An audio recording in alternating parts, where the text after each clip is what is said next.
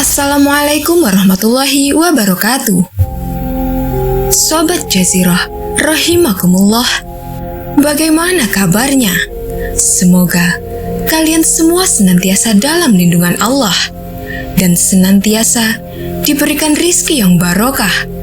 Amin ya rabbal alamin.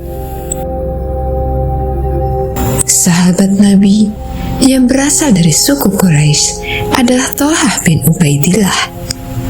Lahir pada tahun ke-28 sebelum Hijriah di Mekah dengan nama lengkap Thalhah bin Ubaidillah bin Utsman bin Amru bin Ka'ab bin Sa'ad bin Taim bin Murrah bin Ka'ab bin Lu'ay bin Ghalib bin Fihr bin Malik bin Nadr bin Kinanah al-Quraisy at-Taimi al-Makki al-Madani. Ibunya bernama As-Sa'bah binti Al-Hadrami. Berdasarkan silsilah keluarga Thalhah bin Ubaidillah, nasabnya bertemu dengan Rasulullah Sallallahu Alaihi Wasallam pada Murrah. Artinya, keduanya memiliki leluhur yang sama. Thalhah juga merupakan salah satu dari 8 orang pertama yang memeluk Islam. Ia masuk Islam melalui anak dari pamannya, yaitu Abu Bakar As-Siddiq. Semasa hidupnya, Rasulullah Sallallahu Alaihi Wasallam memberikan banyak gelar kepadanya karena keistimewaan yang dimiliki Thalhah. Gelar tersebut yaitu Thalhah al-Khair atau Thalhah yang baik, Thalhah al-Fayyad atau Thalhah yang murah hati, dan Thalhah al-Jud atau Thalhah yang dermawan. Semasa mudanya, Thalhah sukses menjadi pebisnis dan kaya raya. Namun, hal itu tidak membuatnya sombong. Justru ia merasa sedih dan pusing dengan harta yang dimilikinya. Seperti yang dikutip dari tulisan Ummu Aisyah dalam bukunya yang berjudul Sirah 60 Sahabat Nabi Muhammad Sallallahu Alaihi Wasallam. Saat itu, Thalhah menerima harta dari Hadramaut, sebuah lembah di Yaman, senilai 700.000 dirham, setara dengan 35 miliar pada zaman sekarang. Kemudian istrinya, Su'dah binti Auf, menyarankan untuk membagikan harta tersebut kepada fakir miskin. Ia pun membagikan hartanya hingga tak bersisa sedikit pun. Bahkan, Thalhah pun membiayai pernikahan anak-anak muda di keluarganya dan mencukupi kebutuhan keluarga yang tidak mampu. Tidak heran Rasulullah memberinya gelar Thalhah al-Fayyad. Thalhah binti Ubaidillah merupakan salah seorang sahabat Nabi yang selalu ikut berperang bersama Rasulullah, kecuali dalam perang Badar, karena Rasulullah menugaskannya bersama Sa'id bin Zaid menuju Syam. Dilansir dari buku Ensiklopedia Sahabat Nabi, kisah bermula saat Thalhah ikut serta dalam perang Uhud dan menjadi pelindung atau bodyguard Rasulullah Sallallahu Alaihi Wasallam. Ia berjuang paling depan dengan seluruh tenaga untuk menghadang para musuh. Kemudian Rasulullah Sallallahu Alaihi Wasallam memerintahkan Abu Bakar As-Siddiq dan Abu Ubaidah bin Al-Jarrah untuk membantu Thalhah yang sedang berjuang seorang diri melawan pasukan musuh. Saat ditemukan, kondisi Thalhah sudah dalam kondisi pingsan dan tubuhnya berlumuran darah. Diketahui dalam buku The Great Sahabat karya Rizem Aizid, bahkan pergelangan tangannya putus sebelah. Kondisi tersebut membuat Abu Bakar dan Abu Ubaidah mengira Thalhah sudah gugur.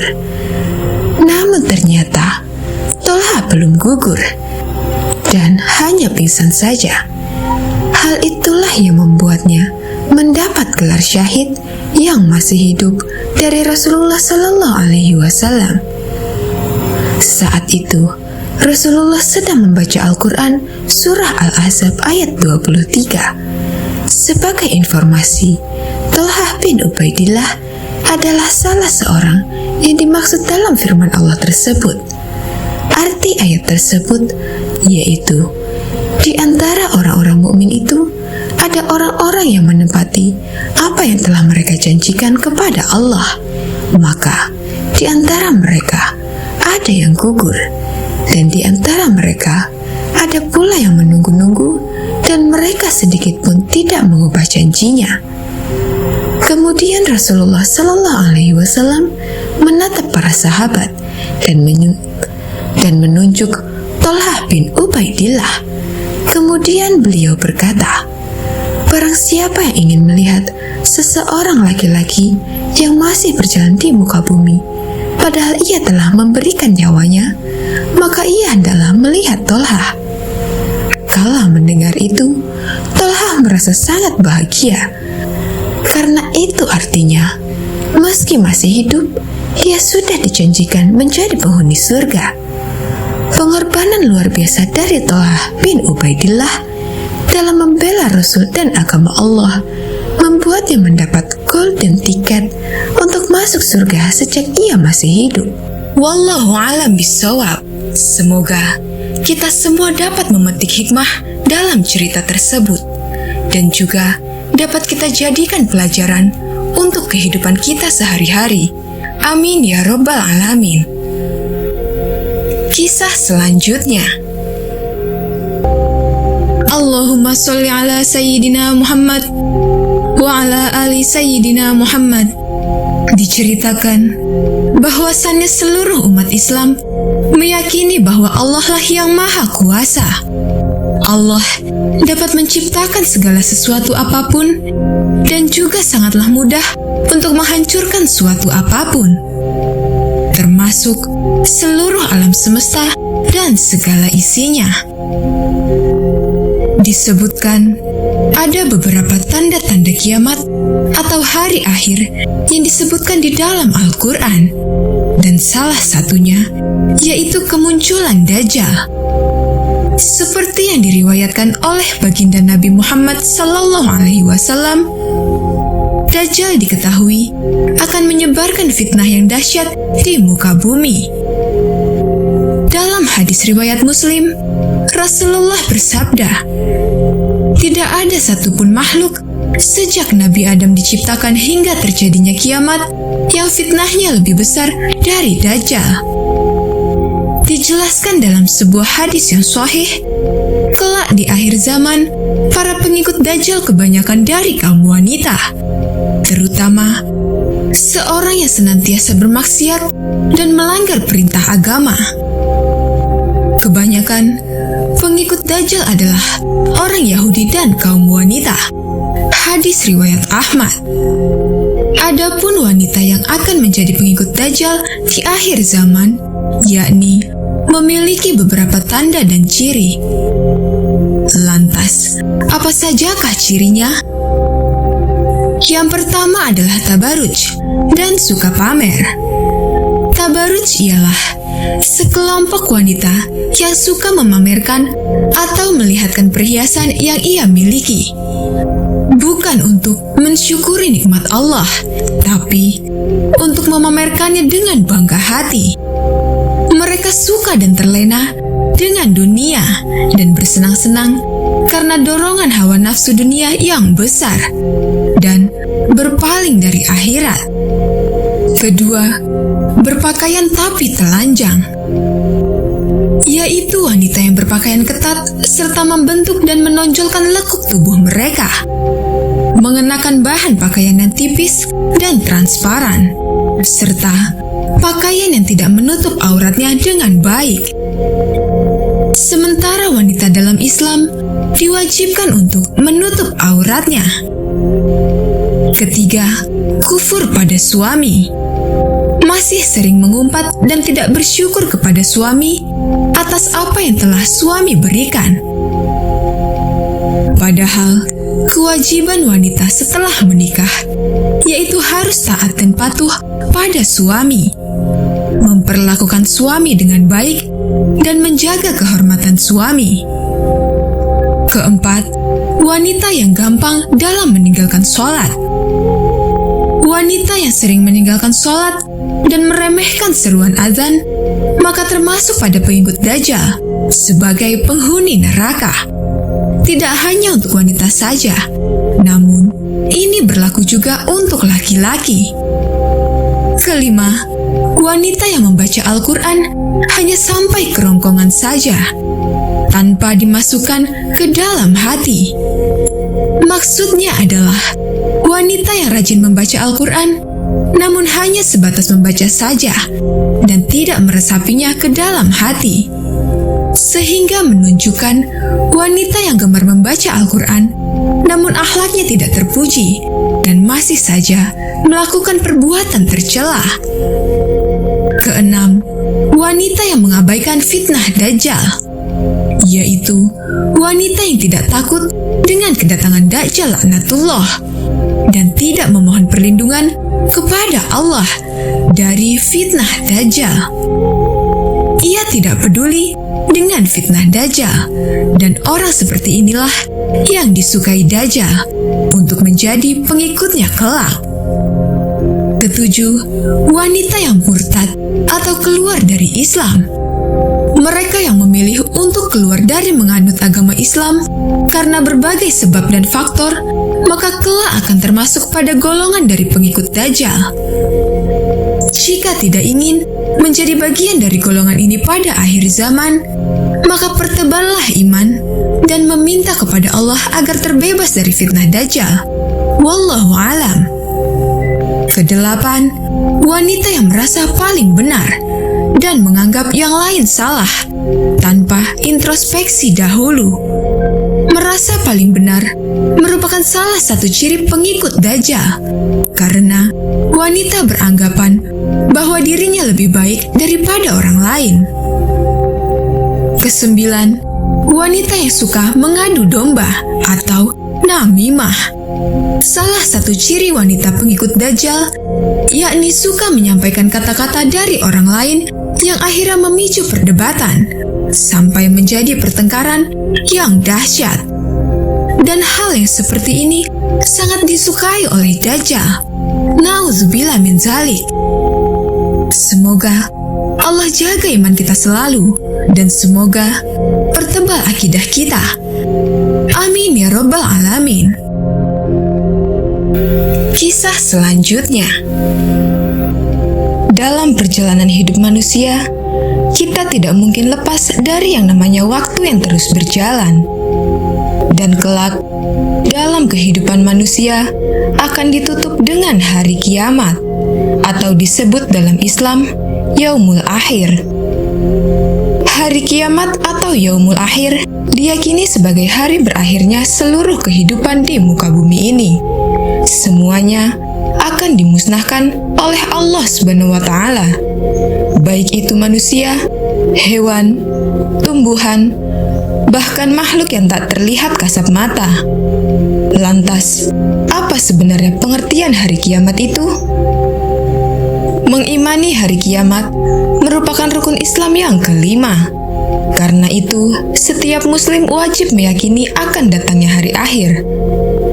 Adapun waktu terjadinya hari kiamat, tak seorang pun yang mengetahuinya kecuali Allah Subhanahu wa Ta'ala. Menjelang datangnya hari akhir nanti, ada sejumlah kejadian-kejadian tertentu yang merupakan tanda-tanda akan datangnya hari kiamat, sebagaimana yang disebut dalam Al-Quran dan hadis. Dari perubahan kondisi alam hingga kemunculan makhluk-makhluk aneh. Untuk mengetahui lebih jelasnya lagi tentang hari kiamat dan dengan tanda-tanda datangnya, mari simak penjelasan berikut ini. Dijelaskan bahwa hari kiamat adalah binasanya seluruh makhluk atau hancurnya alam semesta ini. Hari ini merupakan tanda berakhirnya kehidupan dunia menuju kehidupan kekal di akhirat. Hari kiamat juga merupakan awal dari kehidupan akhirat, di mana seluruh manusia dikumpulkan untuk mempertanggungjawabkan segala perbuatannya semasa hidup di alam dunia. Dalam Al-Quran, penjelasan tentang hari kiamat salah satunya dijelaskan dalam Al-Quran Surah Al-Qari'ah ayat 1 hingga 5, yang artinya Al-Qari'ah atau hari kiamat. Apakah hari kiamat itu? Tahukah kamu apakah hari kiamat itu? Pada hari itu, manusia seperti laron yang pada berterbangan, dan gunung-gunung seperti bulu yang berhamburan. Pada hari itu, tidak ada satupun planet yang tersisa. Semuanya akan hancur lebur, termasuk bumi tempat kita berpijak sekarang.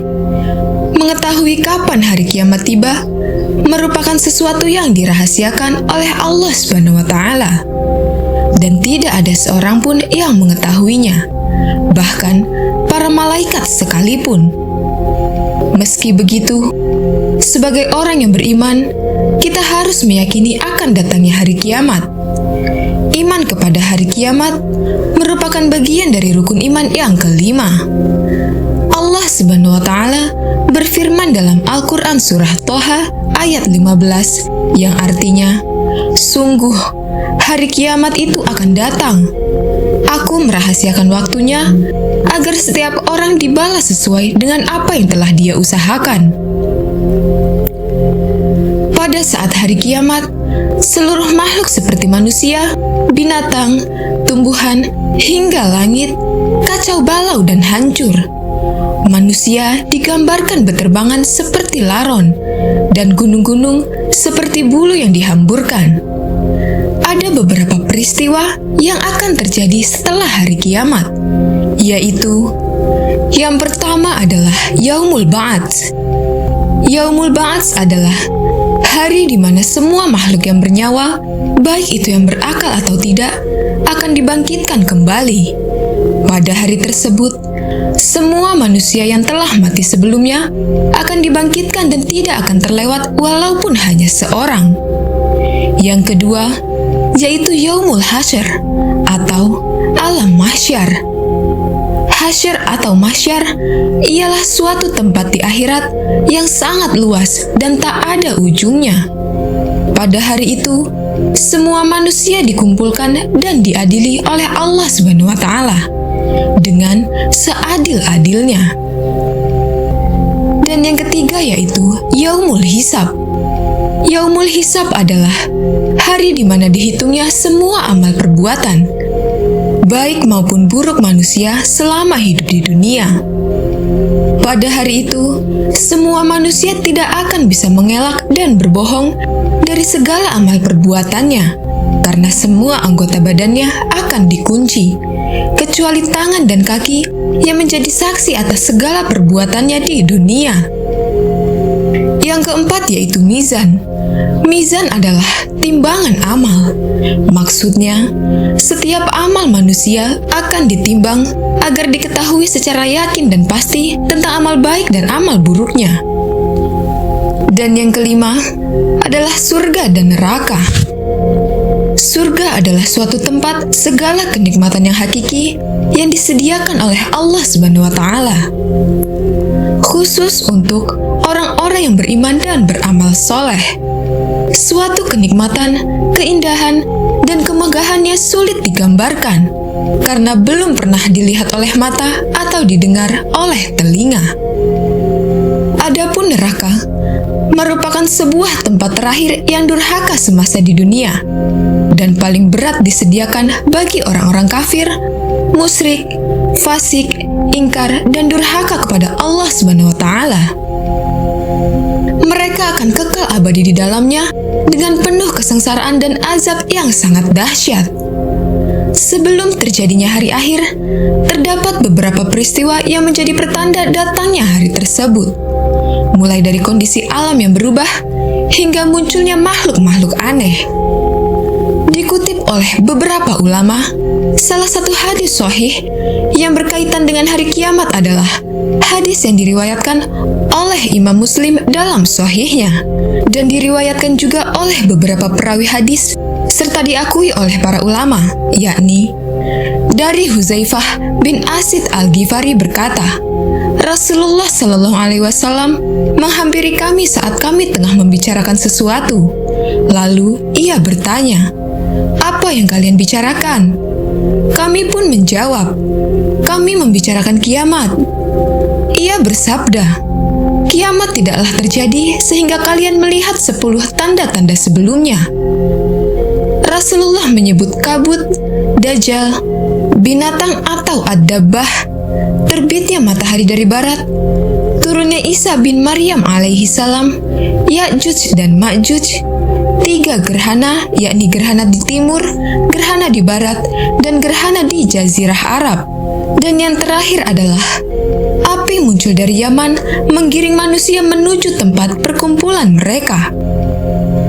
Pada hadis tersebut ada 10 tanda kiamat yang disebutkan, yakni pertama, munculnya kabut atau dukhon, sebagaimana pada firman Allah dalam surah Ad-Dukhan ayat 10 hingga 11 yang artinya, "Maka tunggulah hari ketika langit membawa dukhon atau kabut yang nyata, yang meliputi manusia. Inilah azab yang pedih." Yang kedua, yaitu dengan munculnya Dajjal. Salah satu tanda hari kiamat datang adalah munculnya Dajjal di muka bumi ini. Hal ini diterangkan dalam salah satu sabda Rasulullah yang artinya, "Tidak ada satupun makhluk sejak Adam diciptakan hingga terjadinya kiamat yang fitnahnya lebih besar dari Dajjal." Hadis riwayat Muslim. Dan yang ketiga, munculnya Dabbah. Dabbah adalah hewan yang dapat berbicara yang diciptakan Allah Subhanahu wa Ta'ala dan menjadi salah satu tanda pada hari kiamat. Allah berfirman dalam Al-Quran, surah An-Naml ayat 82 yang artinya, "Dan apabila perkataan ketentuan masa kehancuran alam telah berlaku atas mereka, kami keluarkan makhluk bergerak yang bernyawa dari bumi, yang akan mengatakan kepada mereka bahwa manusia dahulu tidak yakin kepada ayat-ayat kami." Keempat, terbitnya matahari dari barat. Bahwa munculnya matahari terbit dari barat merupakan salah satu tanda hari kiamat. Imam Muslim rahimahullah meriwayatkan dari Abu Hurairah radhiyallahu an bahwasannya Rasulullah Shallallahu Alaihi Wasallam bersabda, yang artinya, "Bersegeralah kalian beramal sebelum datangnya 6 hal. Terbitnya matahari dari barat. Kelima, keluarnya Ya'juj dan Ma'juj. Allah Subhanahu wa Ta'ala berfirman dalam Al-Quran surah Al-Kahfi ayat 99 yang artinya, "Dan pada hari itu kami biarkan mereka Ya'juj dan Ma'juj berbaur antara satu dengan yang lain. Dan apabila sangkakala ditiup lagi, akan kami kumpulkan mereka semuanya." Keenam, munculnya Isa bin Maryam. Allah Subhanahu wa Ta'ala berfirman dalam Al-Quran surah An-Nisa ayat 15 yang artinya, "Tidak ada seorang pun di antara ahli kitab yang tidak beriman kepadanya Isa menjelang kematian, dan pada hari kiamat dia Isa akan menjadi saksi mereka." Ketujuh, adanya 3 gerhana di bagian timur. Tanda kiamat adalah munculnya 3 gerhana, salah satunya yaitu di timur. Kedelapan, gerhana di barat. Selain munculnya gerhana di timur, akan muncul pula gerhana di barat. Kesembilan, gerhana di Jazirah Arab. Sebelumnya telah disebutkan 2 tempat yang menjadi munculnya gerhana sebagai tanda hari kiamat. Terakhir, yang disebutkan dalam hadis tersebut adalah munculnya gerhana di Jazirah Arab. Kesepuluh, adanya api yang muncul dari Yaman, kemudian menggiring manusia menuju tempat berkumpul. Dikutip pula oleh beberapa sejarawan dalam salah satu hadis yang diriwayatkan dari Abdullah bin Amr radhiyallahu an, beliau berkata, Rasulullah Shallallahu Alaihi Wasallam bersabda, "Akan dikeluarkan api pada penduduk yang ada di timur. Lalu api tersebut menggiring mereka ke barat. Ia akan selalu bersama mereka saat mereka bermalam, saat mereka beristirahat. Apa saja yang jatuh dan tertinggal dari mereka menjadi miliknya atau dimakannya. Ia berada di belakang dan menggiring mereka bagaikan digiringnya unta yang patah kakinya. Sebagai umat Islam, hendaknya kita selalu mempersiapkan diri untuk menghadapinya dengan melakukan perintah Allah Subhanahu wa taala dan menjauhi segala larangannya. Wallahu a'lam bishawab. Semoga kita dapat mengambil hikmah dari cerita kali ini dan semoga bermanfaat dunia akhirat. Wassalamualaikum warahmatullahi wabarakatuh.